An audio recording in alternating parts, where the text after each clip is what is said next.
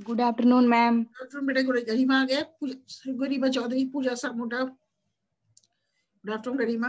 Yes ma'am. Pooja Sarmota भी आ गई। ठीक है बेटा,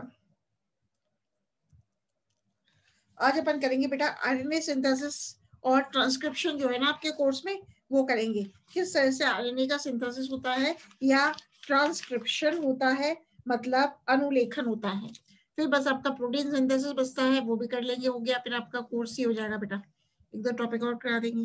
फिर आपको कोई डिफिकल्टी हो तो पूछ लेना बेटा। पूजा सरमोटा भी आई है।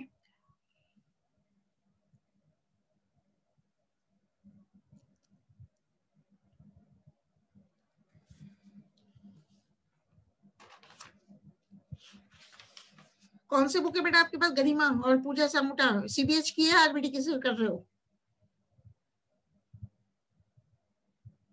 Ma'am RBD. आरबीडी। गरिमा के पास आरबीडी है बेटा? हाँ यस यस मैम। मैम। तो राइटर क्या है बेटा इसमें? राइटर बोलना बेटा त्रिवेदी, और आगे क्या है राइटर?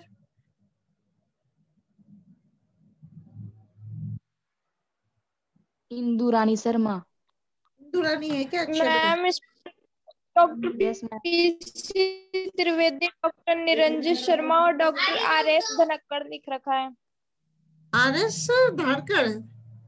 अच्छा, आपके पास ये है क्या? आपके हाँ, पास ये मॉलिक्यूलर बायोलॉजी एंड बायोटेक्नोलॉजी है बेटा?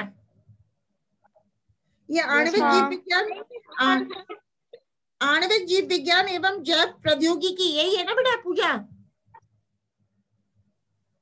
नहीं मैम, मैं तो वहां से कॉलेज गई थी ना, हाँ हाँ। वो सेकेंड फॉर्म जमा करवाने, तब इश्यू करवाई थी मैंने तो लाइब्रेरी से, प्लांट फिजियोलॉजी और बायोकेमिस्ट्री वाली। नहीं, प्लांट फिजियोलॉजी नहीं बेटा, अभी तीसरा पेपर चल रहा है ना अपना, जो फर्स्ट पेपर वो चल रहा है ना। मॉलिक्यूलर बायोलॉजी में कौन सी बुक है बेटा? वो नहीं करवाई क्या इश्यू पूजा?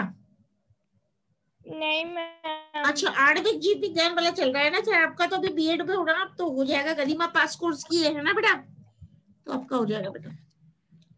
Yes ma'am. हाँ बेटा, अभी तो हो रहे हैं, 4:30 तक ज्वाइन कर लेंगे अभी सभी। वो मैम मेरे को तो लाइब्रेरी में मिली नहीं, सारी बुक्स बिखरी हुई थी, फिर मेरे को ये मिली तो फिर मैं यही ले आई। ठीक है बेटा, ठीक है। अब दूसरी वाली अब तो खूब है, ये वाली जो गरिमा बता रही है ना, पीसी त्रिवेदी, इंदुरानी शर्मा। बहुत सारी बुक्स हैं अब तो हिंदी में बेटा, आप ला सकते हो पूजा। अब तो काफी कॉपीज है, 6-7 तो है ही। हाँ बेटा, होली के बाद जब कॉल करेंगे तभी करवा तो आप सकते हैं आओगे? तो। हाँ, सविता शर्मा आ गई बेटा। हाँ ठीक है बेटा, होली के बाद जब खुलते हैं तो ले आना बेटा।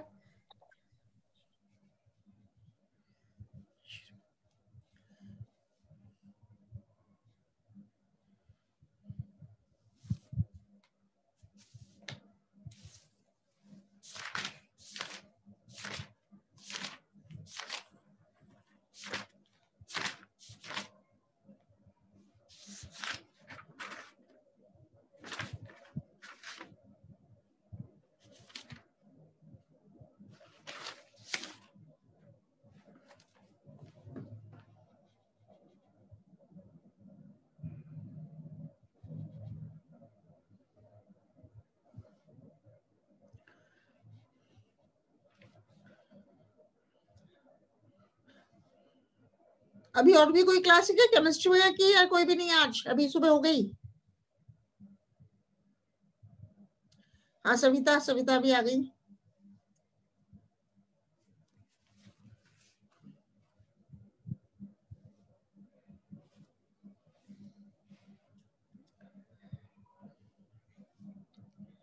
चलो बेटा, अपन स्टार्ट करते हैं। Transcription in eukaryotic organisms, eukaryotic जीवों में अनुलेखन की बात करेंगे।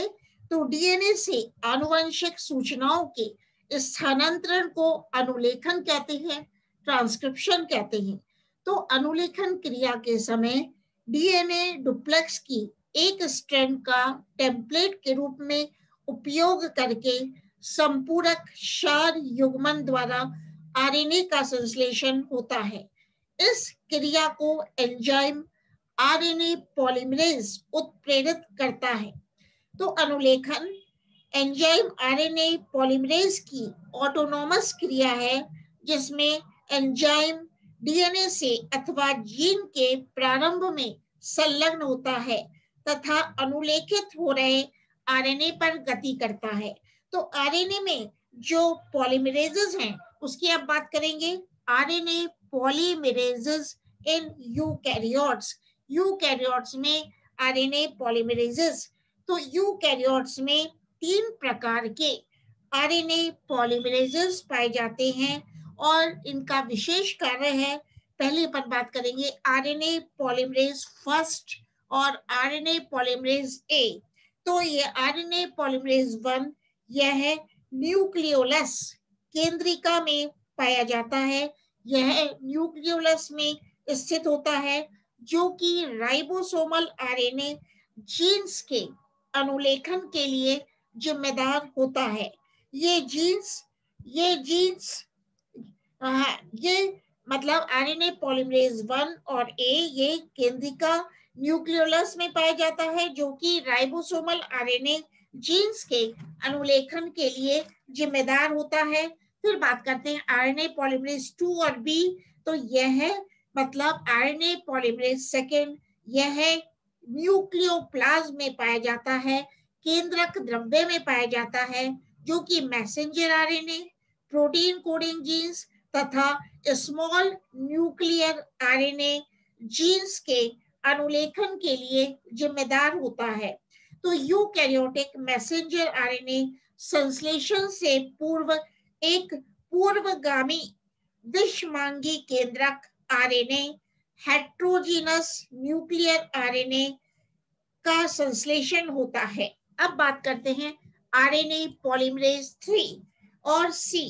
तो यह आरएनए पॉलीमरेज 3 भी केंद्रक द्रव्य में पाया जाता है तथा ट्रांसफर आरएनए 5S आरएनए, एक SN आरएनए तथा 7S आरएनए जो कि सिग्नल रिकॉग्निशन पार्टिकल से संलग्न रहते हैं उनके लिए जीन्स अनुलेखित करने के लिए जिम्मेदार होता है। अब अपन इस पर आते हैं आरएनए सिंथेसिस और ट्रांसक्रिप्शन। चालू प्राध्यापक भी आ गई। यूकैरियोट्स में आरएनए संश्लेषण के लिए प्रमुख चरण कौन कौन से हैं? पहला है बेटा आरएनए पॉलीमरेज द्वारा आरएनए संश्लेषण आरंभन के लिए डीएनए अनुलेखन स्ट्रैंड के 5 प्राइम सिरे पर प्रमोटर स्थल द्वारा अनुलेखन को प्रेरित करना। दूसरा है आरएनए पॉलीमरेज द्वारा डीएनए की एंटीसेंस स्ट्रैंड की नकल करना, कॉपी करना। तीसरा है चूंकि ट्रांसक्रिप्शन 5 प्राइम से 3 प्राइम दिशा में होता है, अतः एंजाइम आरएनए पॉलीमरेज द्वारा 3 प्राइम OH सिरे पर आने वाली राइबो न्यूक्लियोटाइड 5 प्राइम ट्राइफॉस्फेट के अल्फा फास्फोरस परमाणु पर क्रिया उत्प्रेरित करना। अब एक स्लाइड शेयर करती हूँ। अब अपन बात करते हैं, इसकी बात करेंगे आरएनए सिंथेसिस और आरएनए ट्रांसक्रिप्शन। 1 मिनट शेयर हो रहा है ये। हाँ बेटा, अब मैं आपको शेयर कर रही हूँ ये देखना कि किस तरह से role of promoter gene and transcription. अनुलेखन में प्रमोटर जीन की भूमिका क्या होती है? तो प्रमोटर वह डीएनए अनुक्रम होता है जिस पर आरएनए पॉलीमरेज बंधित होकर अनुलेखन प्रारंभन इनिशिएशन को उत्प्रेरित करता है।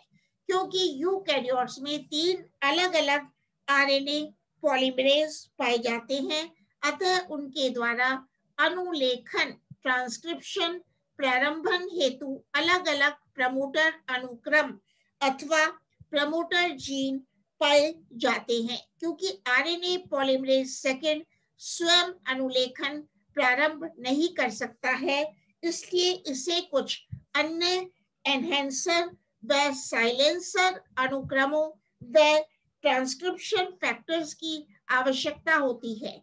इनके अतिरिक्त डीएनए स्ट्रैंड पर प्रमोटर साइट की पहचान के लिए भी अन्य फैक्टर्स की आवश्यकता होती है। तो प्रमोटर्स को 3 वर्गों में बांटा जा सकता है, वर्ग 1 प्रमोटर्स, वर्ग 2 प्रमोटर्स और वर्ग 3 प्रमोटर्स। किरण भी आ गई है। वर्ग 1 प्रमोटर्स क्या करते हैं? ये अनुलेखन को प्रारंभ करने के लिए इनकी आवश्यकता होती है। वर्ग 1 प्रमोटर्स अनुलेखन को, ट्रांसक्रिप्शन को प्रारंभ करने के लिए इनकी आवश्यकता होती है। फिर है वर्ग 2 प्रमोटर्स, ये आरएनए अनुलेखों, ट्रांसक्रिप्ट्स के अनुलेखों के दीर्घीकरण, इलोंगेशन में भाग लेते हैं। फिर है वर्ग 3 प्रमोटर्स, ये एक सक्रिय पूर्व प्रारंभन जटिल बनाने में सहायक होते हैं, किंतु अनुलेखन प्रारंभ हो जाने के बाद इनकी आवश्यकता नहीं होती है।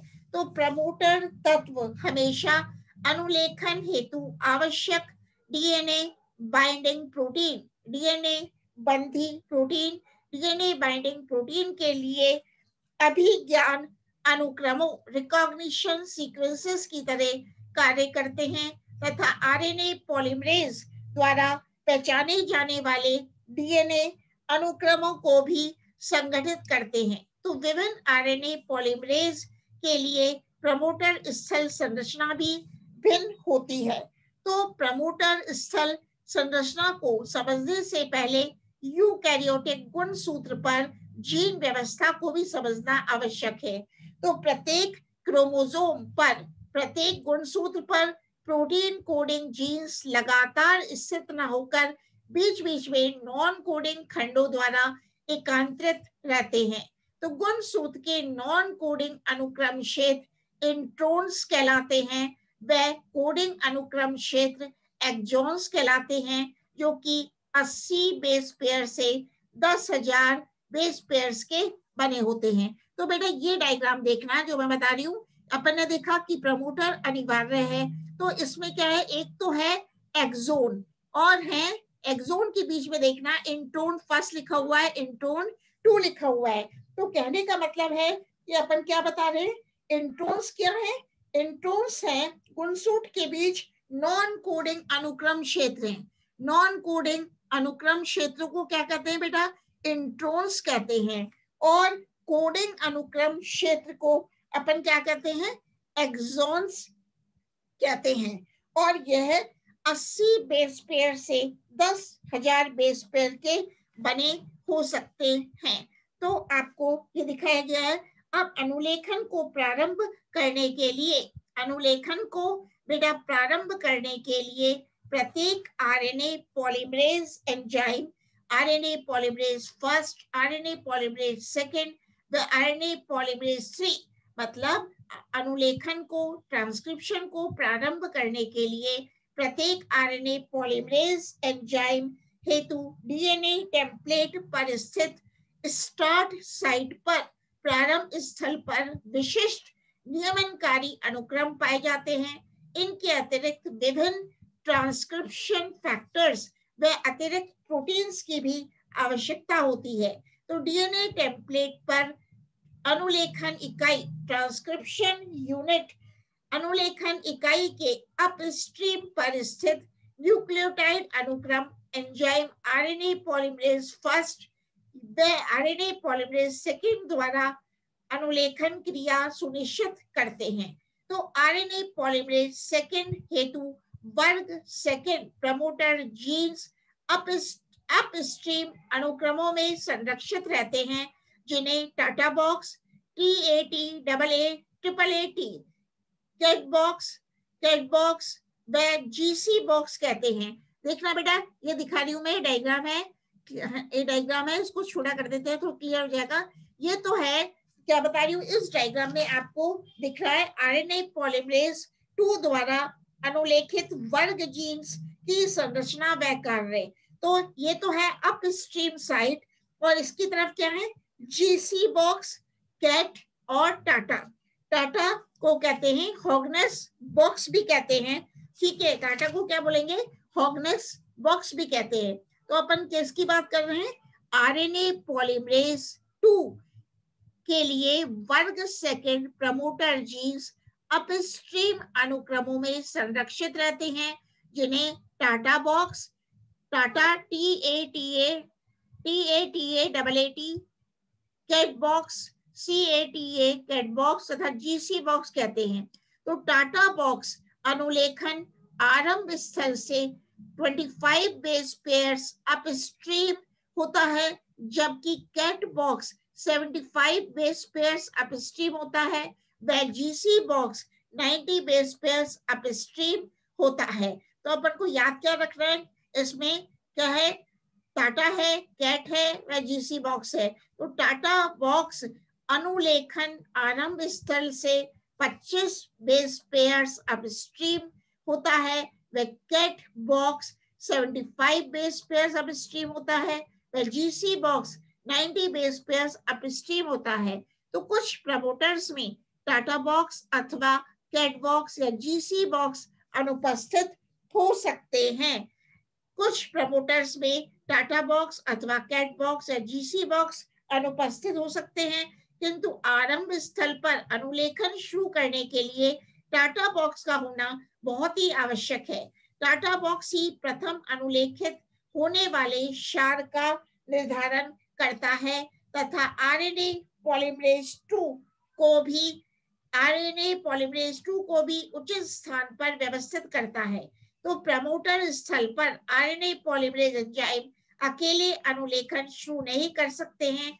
इसके लिए ट्रांसक्रिप्शन फैक्टर्स की आवश्यकता होती है, जो कि टाटा, कैट व GC बॉक्स से परस्पर क्रिया करते हैं। इस प्रकार एंजाइम RNA पॉलीमरेज फर्स्ट व RNA पॉलीमरेज सेकेंड के लिए प्रमोटर्स अपस्ट्रीम पर व्यवस्थित रहते हैं। अब अपन किसकी बात कर रहे हैं, RNA पॉलीमरेज 3 के लिए प्रमोटर्स आरंभ स्थल स्टार्ट साइट से डाउनस्ट्रीम स्थित होते हैं, इसलिए इन्हें आंतरिक प्रमोटर्स भी कहा जाता है। RNA पॉलीमरेज 3 के लिए प्रमोटर्स आरंभ स्थल स्टार्ट साइट से डाउनस्ट्रीम स्थित होते हैं, इसलिए इन्हें आंतरिक प्रमोटर्स भी कहा जाता है।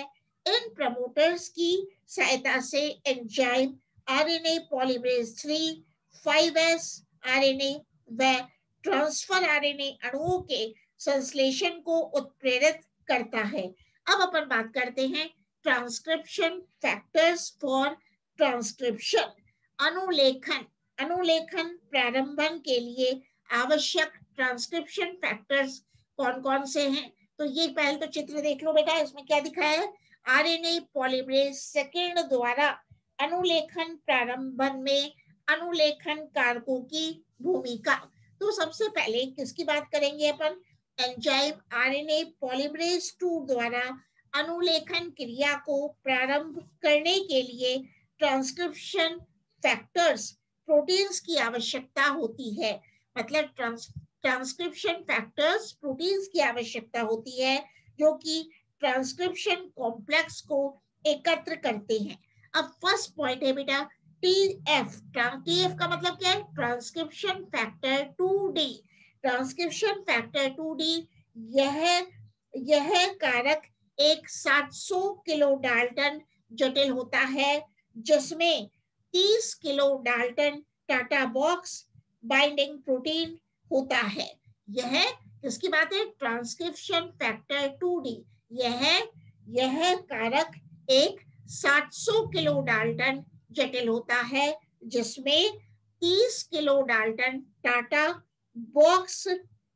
बॉक्स बंधी protein TBP TATA binding protein होता है। इसी प्रकार ट्रांसक्रिप्शन फैक्टर 2A व ट्रांसक्रिप्शन फैक्टर 2B, तो यह वे कारक होते हैं जो कि ट्रांसक्रिप्शन फैक्टर 2D के दोनों ओर बंध जाते हैं तथा RNA पॉलीमरेज सेकेंड के लिए बंधन स्थल बनाते हैं। इसी प्रकार है ट्रांसक्रिप्शन फैक्टर F। यह कारक RNA पॉलीमरेज को DNA बंधन जटिल से बंधने में सहायक होता है। यह प्रोटीन RNA पॉलीमरेज को नॉन प्रमोटर अनुक्रमों से पृथक भी करता है। नेक्स्ट है ट्रांसक्रिप्शन फैक्टर 2E, ये अनुलेखन को प्रोत्साहित करता है। तो अपन इस चित्र में क्या देख रहे हैं बेटा, टाटा बॉक्स है, टाटा बॉक्स से क्या बाइंड हो रहा है, TF2D, transcription factor 2D bind हो रहा है।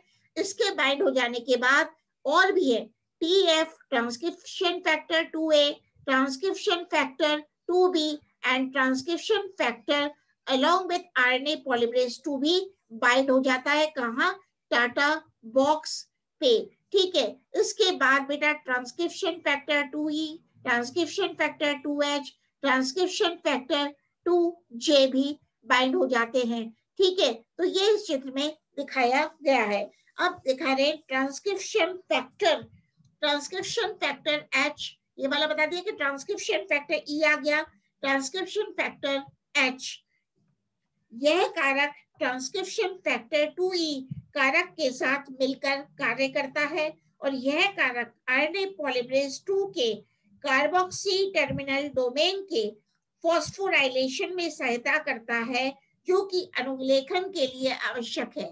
अब बात करते हैं ट्रांसक्रिप्शन फैक्टर 2J। तो यह कारक आरएनए पॉलीमरेज 2 से बंधित होकर ट्रांसक्रिप्शन फैक्टर H कारक के साथ मिलकर TATA box base pairs downstream पर अनुलेखन शुरू करने में मदद करता है। अब अपन बात करते हैं अनुलेखन प्रारंभन कैसे होता है। तो आता है discuss about the initiation of transcription in eukaryotes, मतलब discuss in detail about the initiation of transcription in eukaryotes. Question क्या आता है, यूकैरियोट्स में अनुलेखन प्रारंभन को विस्तार से समझाइए। तो अपन पढ़ते हैं अब, यूकैरियोट्स में अनुलेखन शुरू होने से पहले एक पूर्व आरंभन अनुलेखन जटिल अथवा ट्रांसक्रिप्टोसोम बनता है। तो आरएनए पॉलीमरेज 2 के लिए इस जटिल को बनाने में हाउसकीपिंग जीन्स के प्रमोटर स्थल पर लगभग 7 ट्रांसक्रिप्शन फैक्टर्स भाग लेते हैं। इन जीन्स को आनुवंशिक प्रमोटर्स कहा जाता है। इनके अलावा अन्य जीन्स, स्मार्ट जीन्स, जिनकी अभिव्यक्ति का नियमन अन्य ट्रांसक्रिप्शन फैक्टर्स करते हैं, आवश्यक होते हैं। तो अधिकतर ट्रांसक्रिप्शन फैक्टर्स में एक डीएनए बाइंडिंग डोमेन व एक एक्टिवेशन डोमेन होता है। तो अपन अब एक चित्र देखेंगे। अभी आरएनए पॉलीमरेज 2 द्वारा अनुलेखन 2 प्रकार का होता है। मतलब जब आरएनए पॉलीमरेज 2 अनुलेखन करता है तो ये 2 प्रकार का होता है। एक तो है बेटा बेसल ट्रांसक्रिप्शन में, जिसमें हाउसकीपिंग जीन्स व जनरल ट्रांसक्रिप्शन फैक्टर्स हिस्सा लेते हैं। दूसरा है एक्टिवेटर डिपेंडेंट ट्रांसक्रिप्शन, जिसमें GTFS के अलावा एक्टिवेटर्स व को एक्टिवेटर्स की भी आवश्यकता होती है। तो अपन किसका डायग्राम दिखाया है, नीचे की तरफ ये देखना, ये दिखाया है आपका डायग्राम है बेसल ट्रांसक्रिप्शन को इन बिंदुओं के द्वारा वर्णन किया जा सकता है। ये अपन को फिगर दिखाई गई है बेसल ट्रांसक्रिप्शन की, ठीक है। तो आप देखना, सबसे पहले ट्रांसक्रिप्शन फैक्टर 2D फैक्टर, सबसे पहले TF2D फैक्टर, जो कि टाटा बंधी प्रोटीन व TATA binding protein associated factors का बना होता है, वह टाटा बॉक्स से बंधता है। आप ये देख रहे हो टाटा बॉक्स है, ठीक है। ये ट्रांसक्रिप्शन फैक्टर सेकेंड D, ये टाटा बॉक्स से बंध जाता है, बाइंड हो जाता है। इसके बाद ट्रांसक्रिप्शन फैक्टर 2A व transcription factor 2B, transcription factor DNA जटिल कॉम्प्लेक्स से बंधकर एक और जटिल TF transcription factor 2D, transcription factor 2A, transcription factor 2B DNA बनाते हैं, जिसे DAB जटिल कहते हैं। देखना बेटा, टाटा बॉक्स से सबसे पहले कौन बाइंड होता है? Transcription factor 2D। Transcription factor 2D के बाद ट्रांसक्रिप्शन फैक्टर 2B भी इससे बाइंड हो जाता है और एक जटिल बनाता है, इसको कहते हैं डीबी कॉम्प्लेक्स कहते हैं। एक जटिल बनाता है जिसको डीबी कॉम्प्लेक्स कहते हैं। तो बेसल ट्रांसक्रिप्शन कैसे हो रहा है? तो सबसे पहले बेटा ट्रांसक्रिप्शन फैक्टर 2D फैक्टर, सबसे पहले TF2D फैक्टर जो कि टाटा बाइंडिंग प्रोटीन व TATA binding protein associated factors का बना होता है, वह टाटा बॉक्स से बंधता है, जैसे कि आप डायग्राम में देख रहे हो। इसके बाद ट्रांसक्रिप्शन फैक्टर 2A व transcription factor 2B, transcription factor DNA, transcription factor DNA जटिल से बंधकर एक और कॉम्प्लेक्स, एक और जटिल क्या बनाता है?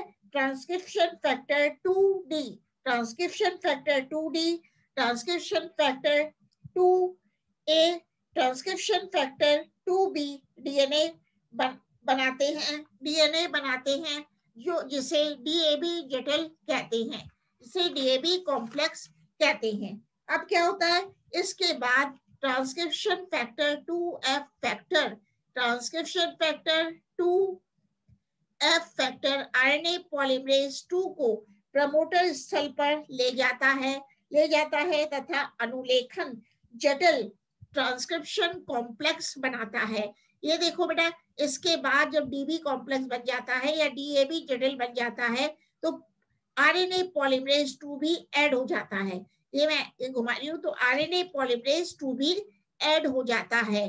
अब चौथे पद में क्रमबद्ध transcription factor 2E, transcription factor 2H व ट्रांसक्रिप्शन फैक्टर 2J फैक्टर्स का जुड़ना अनुलेखन आरंभन में सहायक होता है। इसके पश्चात ट्रांसक्रिप्शन फैक्टर 2H फैक्टर, इसके पश्चात TF2H फैक्टर आरएनए पॉलीमरेज के कार्बोक्सी टर्मिनल डोमेन का फॉस्फोराइलेशन करता है, जो कि अनुलेखन के लिए आवश्यक होता है।